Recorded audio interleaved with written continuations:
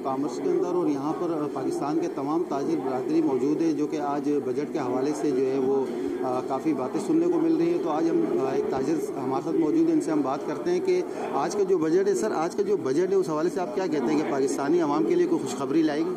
मेरा नाम इब्राहिम कसुम भी है, फॉर्मर सीनियर वाइस प्रेसिडेंट हूँ कराची चैम्बर का और बजट कमेटी का चेयरमैन भी हूँ। आज का बजट आप जो है वो इलेक्शन का साल है, इसलिए इसमें कोई ऐसे सख्त इक़दाम नज़र नहीं आ रहे बज़ाहिर, और इसमें कुछ शोबों में रिलीफ दिया गया है, लेकिन कोई बहुत बड़ा ना रिलीफ है ना ही कोई बहुत नया बोझ डाला गया। तो ये एक ऐसा बजट है जो जिसे होम्योपैथिक बजट आप कह सकते हैं। और आगे जब इलेक्शन होगा और उसके बाद कोई बजट के अंदर तरमीम या इजाफा होगा। रेवेन्यू मेजर्स में इन्होंने कैश विड्रॉवल पे बैंकों से जो होती है उसमें इन्होंने 0.6% लगा दिया, जिससे एक खासी आमदनी इनको होगी। इसके अलावा बोनस शेयर जो कॉरपोरेट सेक्टर इशू कर रहा है उस पर भी इन्होंने 5% लगाया है। तो और वो फाइलर पे है, नॉन फाइलर पे इससे ज़्यादा है। तो ये कुछ रेवेन्यू मेजर्स हैं जिसका जो है उस पर ज़ाहिर है कि निचले तबके पर इतना बोझ नहीं आता। कंस्ट्रक्शन सेक्टर में भी उन्होंने कुछ थोड़ा बहुत रिलीफ दिया है अशिया सर्फ पर, और उस पर और पहले ही कीमतें बहुत ज़्यादा हैं, तो उस पर कहीं बढ़ाने का कोई सवाल नहीं था। अब इसमें इन्होंने कोई ऐसा अब रिलीफ मेजर नहीं अनाउंस किया, लेकिन नया कोई टैक्स भी इसके ऊपर नहीं लगाया है। तो बज़ाहिर को एक ऐसा बजट है जो इलेक्शन के साल में दिया जाता है।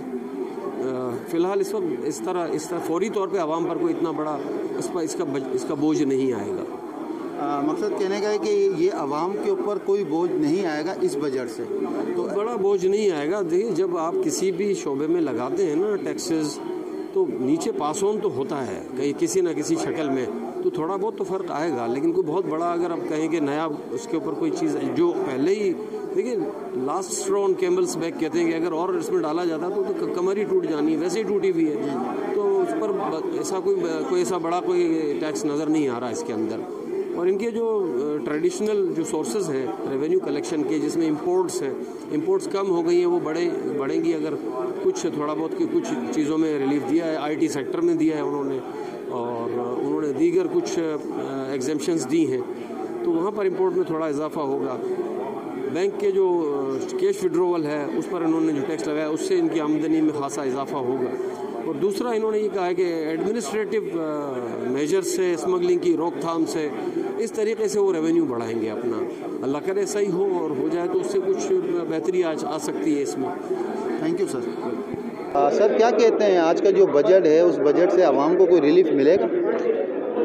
देखिए, सबसे पहले तो मैं आपको बताऊँ कि मैं शमीम फ़िरगोस, साबिक़ सदर कराची चैम्बर ऑफ कॉमर्स, 2 साल पहले मैं सदर था। अच्छा, अब सूरत हाल ये आपने पूछा है कि बजट से आपको क्या था।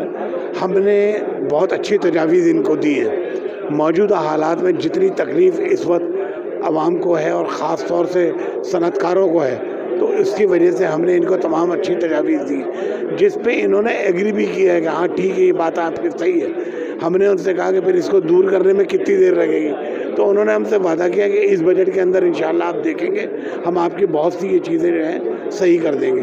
तो अब हमें इंतज़ार है कि बजट आए तो हम देखें कि भाई कितना उन्होंने हमारी बात को समझा है, माना है और कौन कौन सी मुश्किलात दूर की। तो आप क्या समझते हैं सर कि इस बजट के अंदर, जैसे कि मैंने आपसे पहले भी कहा कि अवाम को कोई रिलीफ मिलेगा या अवाम वैसे ही जो मतलब महंगाई में? देखिए, बात ये है, ये तो हर साल बात होती है कि अवाम को क्या रिलीफ मिलेगा। महंगाई इस कदर हो गई है तो अब उसके अंदर रिलीफ तो फ़िलहाल मुझे कोई ऐसा आम आवाम के लिए तो मुझे उसमें कोई, अब अलबत्ता ये है कि तनख्वाहदारों की तनख्वाह बढ़ा देंगे।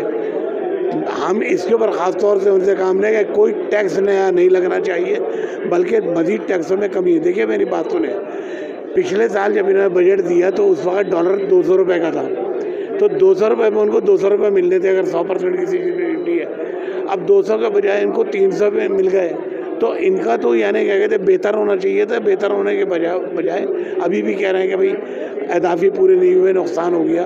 तो ये हमें नहीं समझ आती कि हुकूमत की कमाई आखिर जाती कहाँ है। बहुत शुक्रिया। कहते हैं आज का जो बजट लॉन्च होने वाला है थोड़ी देर में, तो क्या आवाम को कोई रिलीफ मिलेगा? बिस्मिल्लाहिर्रहमानिर्रहीम।